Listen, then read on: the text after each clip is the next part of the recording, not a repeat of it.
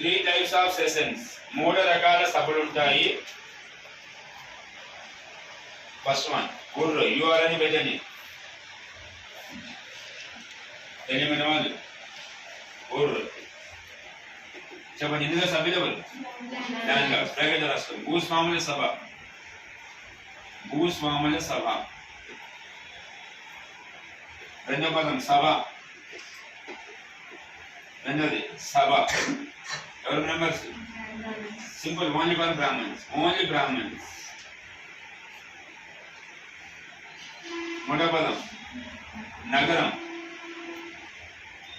Only for traders. Traders వ్యాపారస్తులు. ఊర్రు సభ.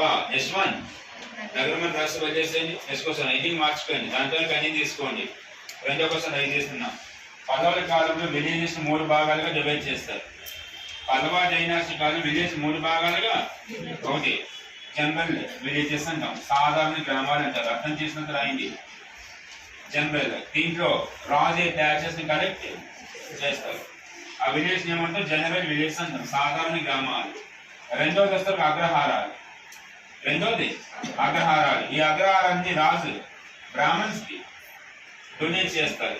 వాటి మీద వాళ్ళు ట్యాక్స్ కట్టాల్సిన అవసరం లేదు. లాస్ట్ కాన్స్టిట్యూషన్ క్వశ్చన్ అదే. ఒక రాజు అనేవాడు ఎవరికైనా డొనేట్ చేస్తే బ్రాహ్మణికి ఆ గ్రామాన్ని ఏమంటారు? అగ్రహారం అంటారు. వాళ్ళు ట్యాక్సెస్ కట్టాల్సిన అవసరం. పదవుల యొక్క క్యాస్ట్ ఏంటి? అందుకే వాళ్ళు బ్రాహ్మణులే కాబట్టి బ్రాహ్మణులకి దానం చేశారు. మూడవది దేవమేయ.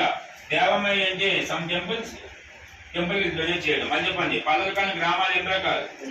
ఒకటి. ఓకే. దీంట్లో ట్యాక్స్ కలెక్ట్ చేసేది ఎవరు?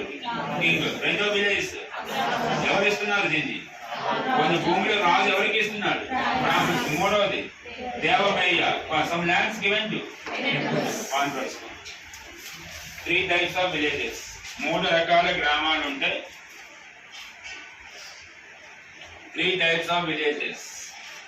మూడు రకాల గ్రామాలు ఉంటాయి. First one general villages. సాధారణ గ్రామాలు.